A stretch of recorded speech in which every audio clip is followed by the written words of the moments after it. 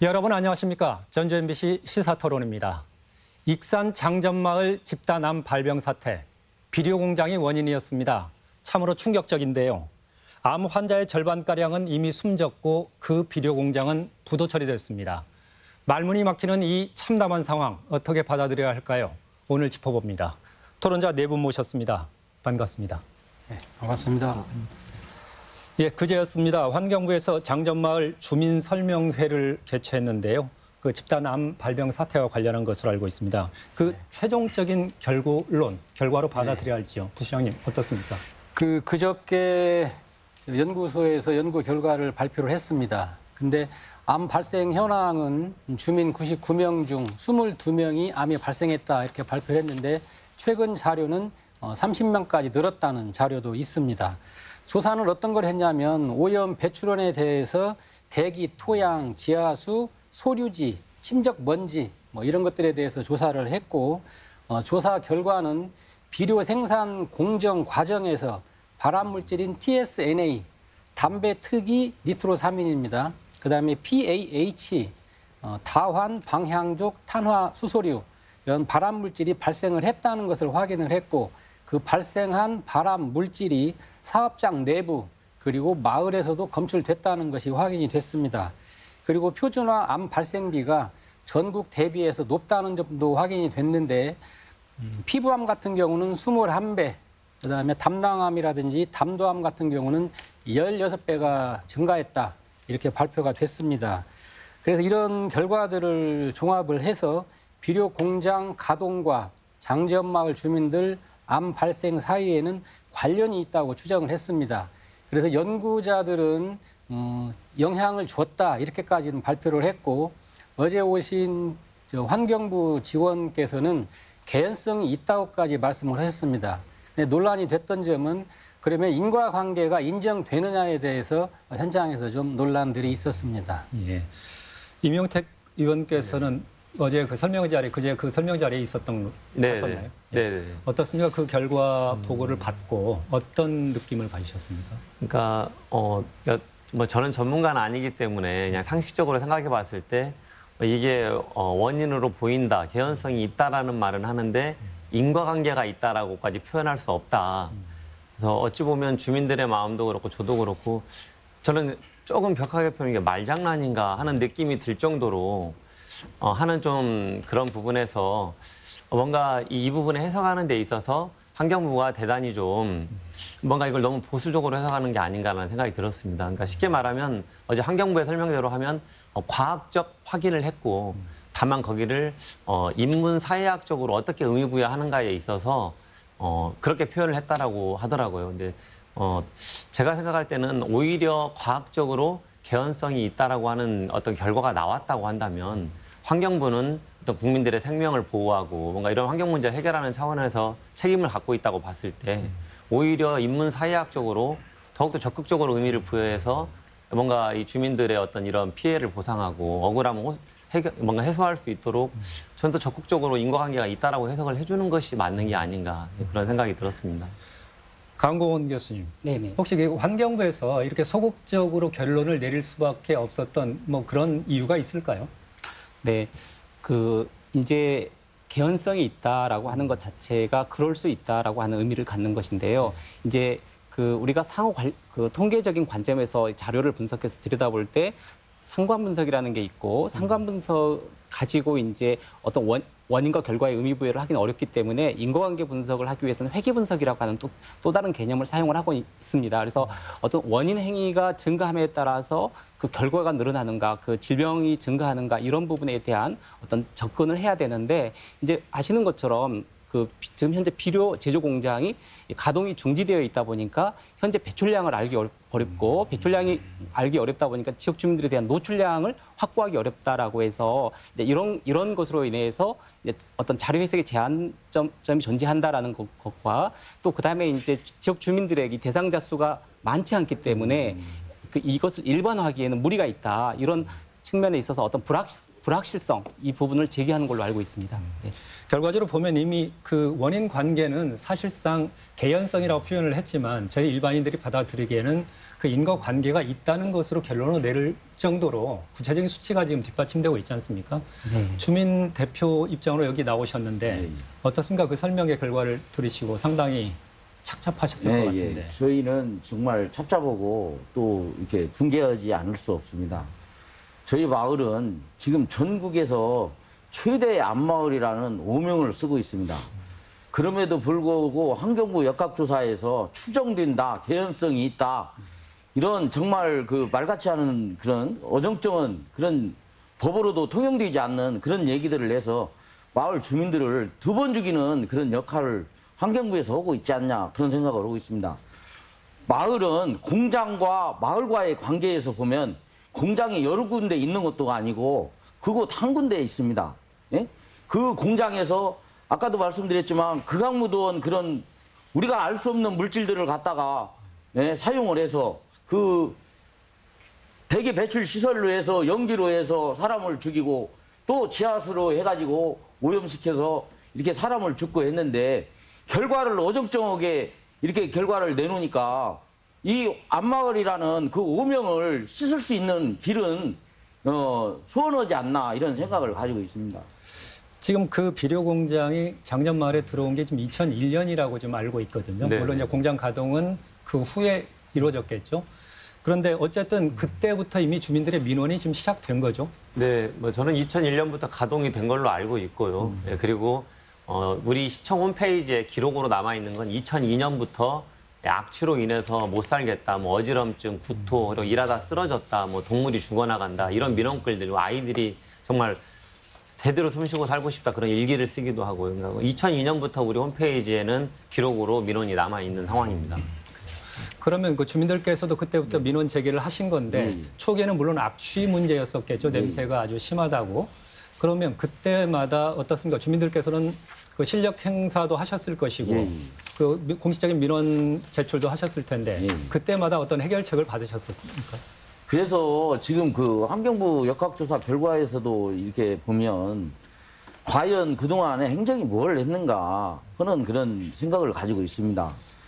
그때 당시에도 그 공장에서 이제 뭐 송장 태우는 냄새도 난다 뭐 해서 병원 적출물이 뭐 12시 넘어서 들어간다 뭐 그런 얘기도 들었습니다. 그런데 그렇게 해서 그 초등학생이 일기 쓴 내용에도 보면 숨이라도 좀 제대로 쉬고 살았으면 좋겠다 그런 말도 있고 그랬고 그래서 이제 그 마을 주민들하고 저 주변 그 시민단체나 같이 해가지고 그 들어가는 공장 입구를 트랙터로 막고 시위도 하고 했지만 오히려 주민들이 잡혀가가지고 벌금 내고 조사받는 이런 상황들이 벌어졌습니다.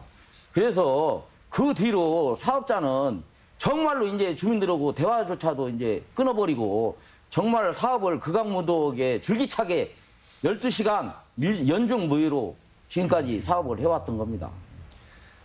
강 교수님, 지금 그 주민들께서 이렇게 민원 제기를 좀 많이 하셨지 않습니까? 그 네. 시기가 거의 한 15년 이상이 된 것으로 알고 있는데 네. 추산해보면 그렇습니다. 2001년부터 해보면 정확히는 18년인데요. 그럴 때마다 이렇게 행정이 적극적으로 나서지 못하고 그럼 주권자인 어떤 주민의 문제인데 삶의 문제인데 적극적으로 개입하고 해결책을 제시해야 되는 어떤 책임이 있지 않을까 싶은데 제도적인 한계가 있는 겁니까? 그러지 못하는? 네. 일단 우리가 살면서 여러 가지 일들을 겪게 되는데 사람이 죽는다, 또 질병이 발생했다라고 하는 것은 정말 심각한 문제인데 과연 이런 문제가 발생하지 않도록 하기 위해서 어떤 관리 방안이 매우 중요할 거라고 생각이 됩니다. 근데 현재는 이제 배출 허용 기준이라고 하는 그런 관점에서 이제 설정이 되어 있습니다. 대기환경보전법이라든지 수질 같은 경우에 이제 배출 허용 기준이라고 하는 것이 있는데 아무래도 행정적인 입장에서는 문제가 발생했을 때 물이라든지 토양이라든지 이런 어떤 매체 중심으로 측정 분석을 하게 됐고 거기서 얻어진 정량적인 데이터를 가지고 이제 비교를 통해서 초과하는지 초과하지 않는지를 가지고 문제를 판단하려고 하는 그런 입장이 되다 보니까 이런 문제를 키우지 않았나라고 생각을 하고 있습니다. 네. 우리 부시장님께서는 예.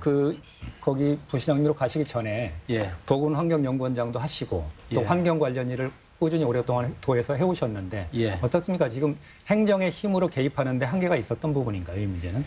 그 민원 내용을 살펴보면 2010년도에 이제 물고기 폐사로 인한 신고가 있었고 그 다음에 주로 악취 관련해서 민원 신고들이 있었습니다. 그러다 보니까 악취하고 대기하고 폐수하고 저희가 신고를 들어왔을 때 검사할 수 있는 항목들이 법으로 정해져 있습니다. 그러다 보니까 악취 신고가 들어오면 뭐 복합 악취, 특정 악취 이런 식으로만 조사를 할 수밖에 없는 한계점이 있었다는 것입니다.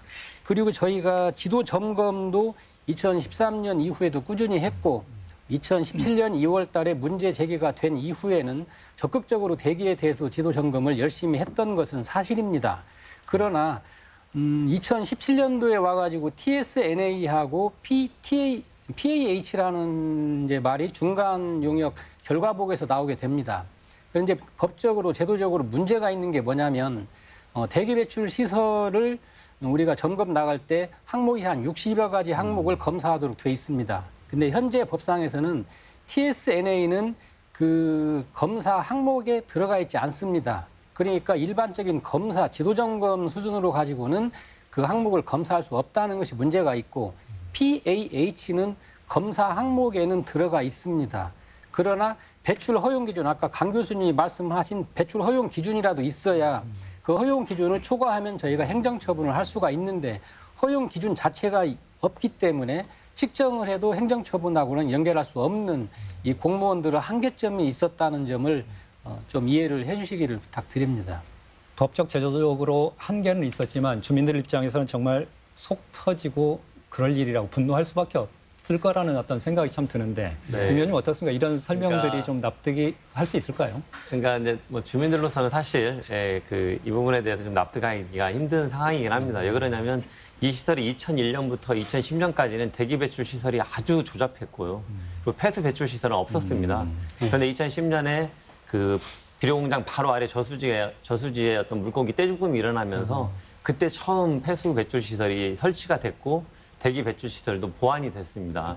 그러니까 그리고 또 주민들이 2010년 당시부터 이미 암 환자가 10여 명이 넘고 있다 호소를 했고요. 그러니까 근데 우리 전라북도 보건환경연구원이 2010년에 조사를 한번 하셨고 그리고 이제 문제가 되거나 2017년 2월에 조사를 한번 하셨는데 그러니까 말씀드린 것처럼 우리 법이 가진 제도적 한계로 인해서 뭔가 이 매체의 성분만 조사를 하지 사람의 생명에 영향을 미칠 수 있는 어떤 물질까지 열어놓고 적극적 조사를 하지 못하는 한계가 있다 보니까 주민들은 16년 넘게 호소를 했음에도 불구하고 이제서야 이게 뭔가 조사가 되고 이런 문제가 있고 그리고 결정적으로 중요한 건 이 업체가 연초박을 우리 시에는 2003년부터 퇴비를 만들기 위해서 들어왔다고 보고를 해놨습니다. 물론 양은 우리 시가 파악하고 있지 못하던데요. 그런데 문제는 발효를 해서 퇴비를 만들어야 되는 연초박을 가져다가 2배 더 비싼 유기질 비료를 만드느라고 뭐 380도 가까운 열을 가해서 불완전 연소가 일어나서 이 연초박으로 인해서 어찌 보면 굴뚝으로 어마어마하게 담배를 피워서 내보낸 것과 마찬가지 그런 공장 운영이 됐다는 게 문제고 한 가지만 더 말씀드리면 2010년에 그런 집단 폐사 이 물고기 사건이 있었고 이렇게 어떤 배출 시설이 조작하고 이 없는 그런 시설에 오히려 2010년에 전라북도에서는 환경 우수기업으로 상을 줬다는 겁니다. 표창을. 그래서 이런 일련의 행정 과정을 봤을 때 주민들로서는 정말 좀 붕괴할 수밖에 없는 그런 상황인 것 같습니다. 야, 문제는 그렇습니다. 지금 그 비료 공장은 일단 폐쇄를 했다고 들었습니다. 네. 근데 그 안에는 또 처리되지 못한 폐기물이 한 1,000톤가량 쌓여 있다는 일부 그 보도도 있고 그러는데 어떻습니까? 그건 또 다른 어떤 차후에 또 다른 어떤 주민 건강을 위협하고 환경을 좀 훼손하는 파괴하는 어떤 그런 요인이 되지 않을까 이런 부분. 저희가 익산시가 그래서 민관대책위원회하고 폐기물이라고 토양에 대해서 발굴 조사를 2차례에 걸쳐서 했습니다. 그래서 일부 폐기물이 불법으로 매립되었다는 것을 사실관계를 확인을 했고 거기에 대해서 검사 의뢰를 해서 지정 폐기물이냐 일반 폐기물이냐를 확인을 했습니다. 그런데 다행히 지정 폐기물은 없었고 일반 폐기물로 나왔고 토양 오염에 대해서 조사를 했는데 토양 오염은 우려할 만한 수치는 없다. 그래서 일단은 안심을 하지만 그래도 폐기물이 공장에 있다는 것은 저는 치워야 된다 이렇게 생각을 합니다. 그래서 그때 민관협의회하고 조사가 끝나면 치우기로 그때 약속을 했었습니다. 입장 차이가 일부 차이는 있었습니다. 익산시 입장은 1차 조사가 끝나고 나서 전체를 다 긁어내고 파하고 없애면서 성분 검사를 같이 하는 것을 전수조사로 보자. 뭐 이런 의견도 제시를 했었는데 민간대책협의회에서 긁지 말고 전수조사를 한 번 더 하고 나서 하자. 이렇게 했기 때문에 저희가 민관협의회의 의견을 받아들여서 2차 전수조사를 했습니다.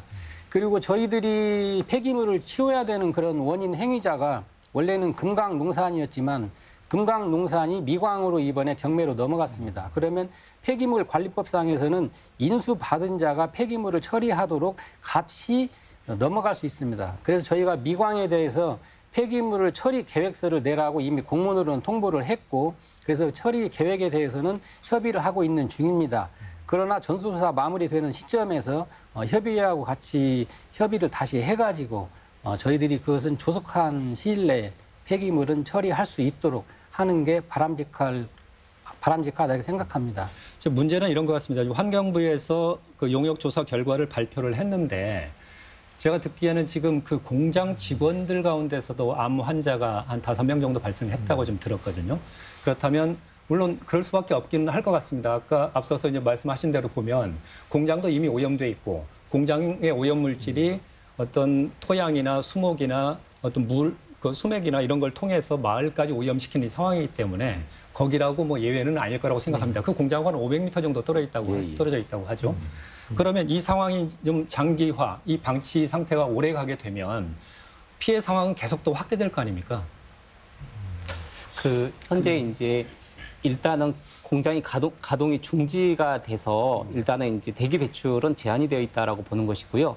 다만 이제 그 지하수나 또 토양에 대한 어떤 문제 부분이 남아 있는 것 같은데 이제 그 부분에 대해서는 이제 후속적으로 아마 계속해서 모니터링이 필요하다 이렇게 보는 것이고 다만 이제 아까 앞에서 잠깐 말씀을 드린 내용 중에 저도 부가적으로 말씀드리고 싶은 게 이제 우리가 그 문제 상황을 인식하는 것이 되게 중요한데 2010년도에 물고기가 떼죽음을 당했다라는 것 자체는 사실 중요한 이미 사실이고 또 상황상 굉장히 중요한 내용임에도 불구하고 그 이제 법에서 정해준 항목을 측정했더니 허용 기준 이하로 나왔기 때문에 문제가 없다라고 해서 이제 이렇게 진행이 된 거잖아요. 근데 이러한 어떤 관리 자체가 상당히 문제다라고 하는 것이고 이걸 저는 이제 환경 매체 중심의 어떤 관리 행정이라고 생각을 하는데요.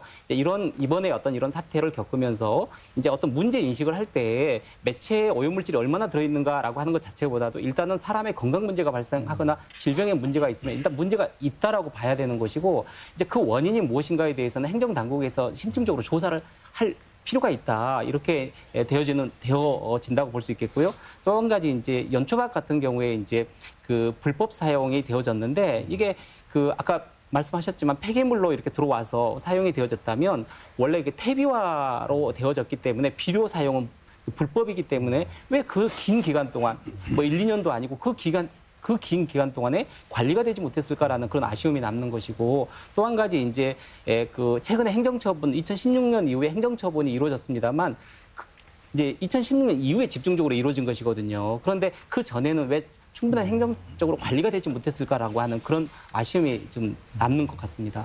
그 부분에서 조금 제가 부연 설명을 좀 드리겠습니다. 강 교수님께서는 2016년 이후 말씀을 하셨는데 저희가 지금 지도 점검하고 행정 처분한 내역을 가지고 보면 2013년도에도 지도 점검하고 행정 처분했던 거, 그다음에 14년에도 있었고 15년에도 저희들이 처분했던 그런 것들이 있습니다. 그래서 노력은 했는데 주민들의 그런 피해라든지 고통에 비해서 저희가 조금 덜하지 않았나 그런 생각들은 들고 그다음에 재발 방지를 위해서 지금 조사 얘기가 나왔습니다. 근데 조사를 하기 위해서는 이 청원법에 따른 주민들의 청원이 있어야 됩니다. 그리고 건강 역학조사를 우리가 신청을 할 때 청원도 지방자치단체는 법적으로 못하게 현재 돼 있습니다. 그래서 저희가 2017년 4월 17일 날 그 청원을 낼 때도 익산시나 전라북도 이름으로 낼 수 없어서 주민들 이름으로 67분인가 서명을 받아가지고 주민들 이름으로 청원을 낼 수밖에 없었고 그 청원을 가지고 환경부가 근 4월 달부터 12월까지 한 8개월 정도를 위원회를 거치면서 역학조사를 할 수 있는가에 대해서 검토를 했다는 것입니다. 그래서 그 부분이 지자체에서 바로바로 그런 어떤 건강 역학조사를 간이식으로라도 좀 할 수 있는 그런 제도적인 열림이 좀 있다면 가능한데 현재 법규로서는 건강 역학조사 이런 부분은 지자체가 청원도 못하고 조사도 못하는 그런 한계가 있었다. 그런 점도 좀 이해를 부탁드립니다. 이런 간극은 좀 있는 것 같습니다. 그러니까 행정은 법과 제도를 항상 이야기할 수밖에 없겠죠. 그런데 주민들 입장에서는 보면 행정이 무한 책임을 져주길 바라는 거고 예. 또 그 요구는 당연한 거라고 좀 생각을 예. 합니다. 그런 측면에서 본다면 과연 이 원인 규명 이건 환경부 발표로 해서 끝난 게 아니라 지금부터 시작해야죠. 제대로 원인 규명 더 철저하게 해야 할 것 같고요. 최 위원장님 어떻습니까? 네. 주민들께서는 원인 규명은 원인 규명대로 일단 진행되는 것을 계속 압박을 해야 할 것이고 또 주민들 입장에서는 지금 바라는 게 있을 것 같습니다. 어쨌든 환자가 발생했던 건 현실이고 그중에 상당수는 이미 돌아가신 고인들이 돼 있지만 유족들도 남아 계시고 여전히 그 병마에 시달리는 고통을 겪고 있으신 분들도 있으니까 지금 어떤 것을 당장 해줬으면 좋겠습니까? 저희는 이제 그 마을에서 암 얘기도 아까 하셨지만 지금 그 피부암 발병률이 전국 최고입니다. 이 마을에서. 아까 20배가 넘다고 전국 평균보다 21배 예, 21배입니다. 나왔는데요. 근데 이제 그 이건 피부암은 이게 희귀병이랍니다. 그러면 저는 환경부 역학조사에서도 분명히 그 원인 물질을 찾았어야 됩니다. 그런데 지금 이 TSNA 하나 가지고 PAHS하고 TANA 이 부분만 갖고 얘기를 하고 있는데 그 피부암에 연관된 이 타르나 그 기타 그 연초박에는 9,300가지의 발암물질이 있다고 그럽니다. 그리고 1급 발암물질이 그 소류지 저수지에서도 6가지의 1급 발암물질이 나왔습니다. 그리고 마을 지하수에서도 벤조피렌을 비롯한 그 발암물질이 다 나왔습니다. 63군데에서. 그러면 이게 보다 더 확실한 규명을 해줬으면 했는데 그런 혹시나 했는데 역시나가 된 그런 조사를 발표를 했습니다. 그래서 우리 마을은 앞으로 이제 2라운드가 시작되는 그런 어려운 싸움을 진행해야 되는 그런 상황인 것 같습니다. 그래서 앞으로 저희는 지금 국회의원님들 지금 놀고 먹고 계시잖아요. 근데 우리가 국회 환노위 위원들도 만나서 면담도 하고 환경부 장관하고 같이 해서 면담도 하고 진행을 할 것이고 또한 기자회견도 해서 앞으로 이게 잘못된 이런 관행들을 알려서 전국 최대의 이 집단 안마을이 정말 전국 최대의 어떤 환경의 모델이 되는 그런 마을까지 갈 수 있도록 최대한 노력을 하겠습니다. 그 강 교수님 지금 보면 이번에 그 어쨌든 주민들 피해를 당하신 분들이 실질적으로 밝혀졌고 숫자에는 약간 차이가 있지만 네, 그렇죠. 일단 이 원인 규명 이 부분과 또 그 못지않게 중요한 부분이 과연 이분들에 대한 어떤 피해 구제는 어떻게 할 것이냐 이 부분이 또 다른 문제지 않습니까? 중요한 문제일 건데. 네, 남아있는 문제 중에 그렇죠. 제일 중요한. 이 부분은 좀 어떻게 네. 진행됩니까? 지금 개연성이 있다, 추정된다 정도로 가지고. 지금 환경부의 입장은 일단은 이제 환경오염 피해 구제법에 의거해서 이제 암 발생하신 분들에 대해서는 이제 그 구제 급여를 신청을 해서 어떤 이제 후속적으로 어떤 문제를 해결해 나가시려고 하는 것 같아요. 그래서 현재 이제 그 대상이 되기 위해서는 그 피해 문제를 갖다 보상해 줄 수 있는 업체가 존재해야 되는데 현재 이제 그 비료 제조 공장 자체가 법인 자체가 이제 법원에서 아마 청산이 돼버리는 그런 상태이기 때문에 대상자 자체가 없다는 상황이기 때문에 피해 구제 급여 배상을 할 기업이 이미 구도 처리됐기 때문에. 그렇죠. 예. 네네. 그래서 이제 그런 방안으로 가야 되지 않을까라고 하는 문제 제기를 하고 있는데 그런데 이제 지역 주민들이 이해하기로는 그 사업장에 대해서는 이제 그렇다 하더라도 그러면 행정이나 이제 국가에서의 어떤 과실 문제 부분도 있다라고 하는 그런 부분이고 이런 부분에 대해서는 앞으로 이제 후속적으로 이제 법리 이 다툼이라고 생각을 해요. 이제 그런 부분에 인과관계 규명을 통해서 어떤 민사소송이라든지 이런 형태로 이어지지 않을까 이런 생각을 하고 있습니다. 이 문제에 대해서는 어떤 해결책을 좀 바라고 계십니까? 이쪽 환경에서? 저희들은 그때 어제 소송 얘기가 환경부 쪽에 나왔습니다. 피해 구제법에 따른 소송 지원을 해주겠다 이런 얘기들이 나왔는데 정말 그 조사는 어물쩡하게 해놓고 피해 구제법 적용해 줄 테니까 이거 받아먹고 마을 주민들 떨어져라 이런 내용으로 들렸습니다. 그래서 우라통이 터졌는데요. 정말로 환경부 역학조사가 과연 주민들을 위해서 진실로 접근을 했는가? 정말 저는 그렇지 않다고 생각을 하거든요. 사실적으로 보면 공장에도 들어가지도 못했어요. 어떻게 해서 정부 환경 역학조사를 하는데 공장이 차단벽이 쳐져가지고 못 들어가고 또 못 들어가고 또 이렇게 화재가 발생했습니다. 공장 안에서. 화재가 발생했는데도 가장 중요한 본부가 타버렸어요. 그러면 역학조사 중요 부품이 타버렸으니까 조사를 할 수가 없지 않습니까? 아까 말씀드린 노타리 글랜도 그렇습니다.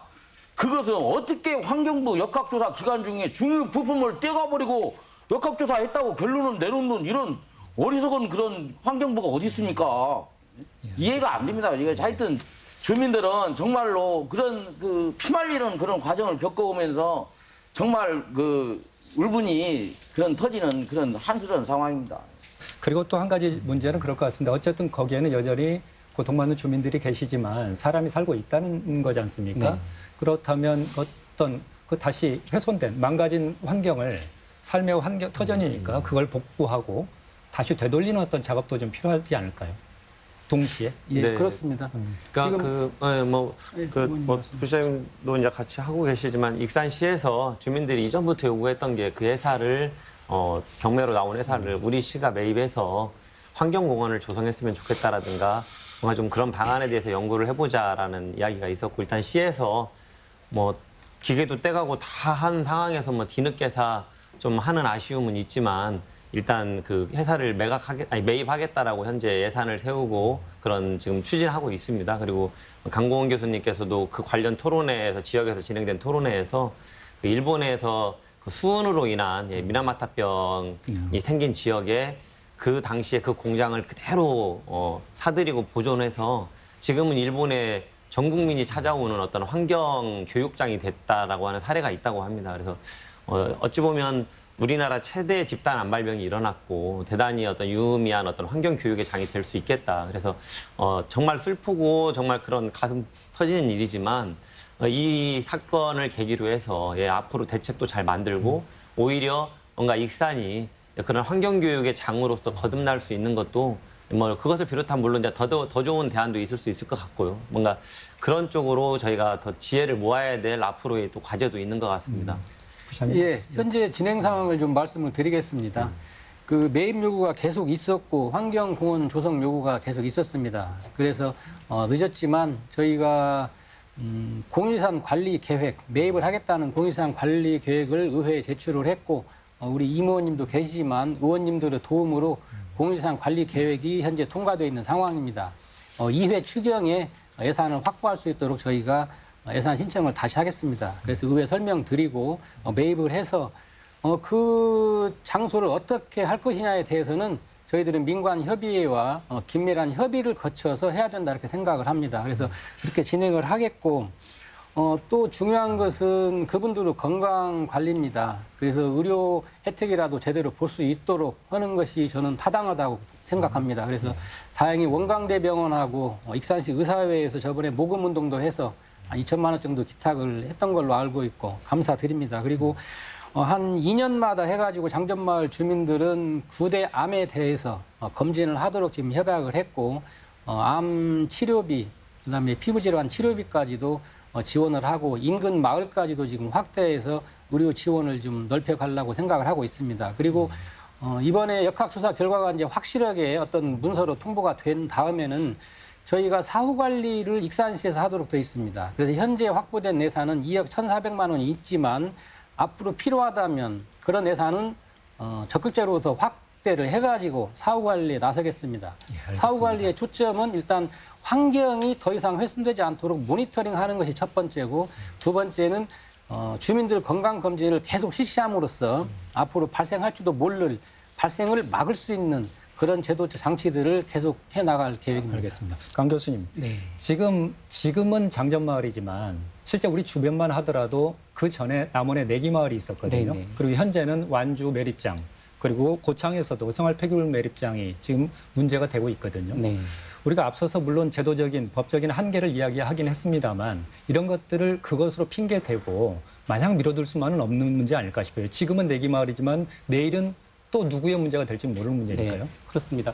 그래서 현재 이제 그 환경오염 피해 구제법에서는 일단은 지역 주민들의 피해가 발생하게 되면 사업주에게 무과실 원칙을 적용하고 있거든요. 사실은 책임 소재를 따질 때 고의성이 있는지 과실이 있는지 이런 것들이 법적인 다툼이 됐다면 이 환경 문제 환경오염 피해 구제법에서는 그 과실 여부를 묻지 않고 일단은 피해가 발생하게 되면 무과실 원칙을 적용하겠다라고 하는 그런 그 변화가 있는 것이고, 또 한 가지 이제 중요한 것은 앞에서 이미 말씀을 드렸습니다만 우리가 환경 문제를 어떻게 받아들일 거냐라고 하는 인식의 변화가 필요한 것 같습니다. 그 배출 허용 기준, 이 배출 허용 기준이라고 하는 게 사실 완벽한 자가 되는 거 아니지 않습니까? 최소한의 어떤 요건으로 봐야 하기 때문에 일단 사람한테 환경 문제가 발생했거나 생태계에 문제가 있으면 문제로 인식을 하고 그 문제의 원인을 적극 규명하려고 하는 그런 부분이고, 이런 것들을 이제 환경 보건 정책이라고 이야기를 하고 있거든요. 그래서 아무래도 지방 행정에서는 이 환경 보건 정책에 대한 그 도입이 이제 적극 고려가 돼야 되지 않을까 이렇게 생각을 하고 있습니다. 예. 뭐 참담하다는 표현 이 말로도 좀 부족하다 싶을 정도로 참 당혹스럽습니다.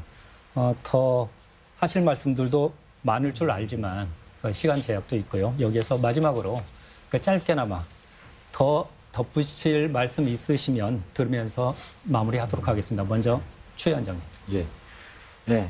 하여튼 저희 마을이 전국 최대 암 마을이 됐고 또 예, 전국에서 지금 오명을 쓰고 있습니다. 암마을이라는 이런 문제를 이번 환경부 역학조사를 기화로 해서 좀 벗어날 수 있는 그런 계기가 됐으면 좋았을 텐데 그렇지 못한 아쉬움이 정말 크고요.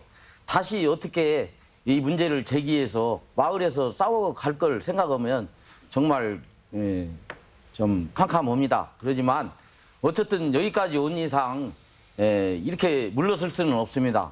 어쨌든 마을이 다시 정상화되고 과거에 정말 그 좋았던 마을, 물 맑고 인심 좋고 했던 그 마을로 되돌아오는 날까지 어쨌든 정부가 나서서 이 문제를 해결해 주셔야 된다고 생각을 하고 싸우겠습니다. 예.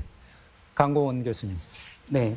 저는 이제 사실 그 공장이 그 2017년 4월 달에 가동 중지가 되고 나서 1년이 지나고 나서 이제 측정이 된 거거든요. 그래서 사실 걱정이 많았습니다. 과연 이 결과가 어떻게 나올 건가라고 했는데, 그런데 이제 어찌됐든 영향이 있는 것으로 보인다, 이렇게 나왔다라고 하는 것은 상당히 그래도 저는 연구조사팀의 노력이라고 생각을 하고 있고, 그렇다면 중요한 게 이러한 그 보고서를 받아서 이제 환경부 입장을 내야 되는데, 현재 이제 저희가 어제까지는 굉장히 소극적인 입장으로 이해를 하고 있는데, 그 인과관계에 대해서 이제 과학적으로 이렇게 우리가 합의할 수 있고 사회적으로 합의할 수 있는 그런 입장을 낼 것을 촉구를 하고 싶고, 또 이러한 계기가 환경보건 정책의 어떤 전환기로 삼아야 된다고 생각을 하고 있습니다. 예. 임형택 의원님. 네. 그러니까 환경부가 일단 1번 정밀역학조사를 통해서 1차적인 과학적 근거를 확인하는 조사는 마무리했다고 보고요. 그런데 어제 공통적으로 주민들과 전문가들이 요구했던 게 추가 조사를 요구했습니다. 지금의 조사가 너무 부족하다는 것이죠. 그래서 사회인문학적으로 이것을 어떻게 더 들여다볼 수 있는 건지, 그리고 혹시 과학적으로도 좀 부족하다면 추가 조사를 해서라도 주민들은 당장에 그 몇 푼의 그 피해구제법에 의한 지원을 받는 것이 중요한 게 아니고, 정말 우리의 부모님들, 우리의 뭐 친족 자녀들이 왜 사망했는지를 명확하게 그 원인에 대해서 알고 싶다는 거거든요. 그리고 실제로 그 원인이 누군지 우리는 알고 있다는 것을 확인하고 싶은 것 같습니다. 그래서 그렇게 됐으면 좋겠고, 이번 사례를 보면서 저는 좀 특히나 더 좀 중요하게 마음에 다가왔던 게, 우리가 공기는 선택할 수 없잖아요. 물은 사 먹을 수 있지만. 그래서 이 대기 오염으로 인해서 집단 암발병이 일어난다는 게 확인이 된 거거든요. 우리 익산시는 미세먼지도 전국에서 가장 심각한 도시 중에 하나고, 악취 피해도 20년이 넘도록 당하고 있는 도시고, 또 공단이 도심 내에 아주 밀접하게 있는 도시입니다. 그렇기 때문에 앞으로 저는 폐기물을 관리하는, 폐기물을 다루는 사업장에 대해서는 행정이 더욱더 엄격한 규제와 관리 감독, 그런 대책을 마련해야 된다. 그의 중요성에 대해서 더 좀 생각을 하게 됐습니다. 마지막으로 박철웅 부시장님. 먼저 장전마을 주민들의 고통을 행정에서 먼저 보듬어드리지 못한 점에 대해서 심심한 위로와 사과의 말씀을 드립니다. 그렇다고 해서 주민들을 계속 고통 속에 빠져 있게 해서는 안 된다고 생각합니다. 지금은 치유의 길로 나가야 될 때다 이렇게 생각을 합니다. 그래서 앞으로 익산시는 개선할 것은 개선하고 지원할 것은 적극적으로 지원해 나가겠습니다. 익산 시민, 전문가, 언론, 주민들 모두가 장전마을 문제가 치유될 수 있도록 힘을 모아주시기를 부탁드립니다. 마치 영화에서나 봤을 법한 그 끔찍한 일이 바로 우리에게 현실이 됐습니다. 장전마을 사태는 끝이 아니라 어디에선가 또 반복될 수 있는 일인데요. 과연 정부는 그리고 나라는 있었는지 되묻게 되는데요. 늦었지만 부디 피해 구제만이라도 그리고 재발을 막을 대책만이라도 제대로 나오길 바라면서 오늘 순서 마칩니다. 함께한 시청자 여러분, 토론자 여러분 고맙습니다.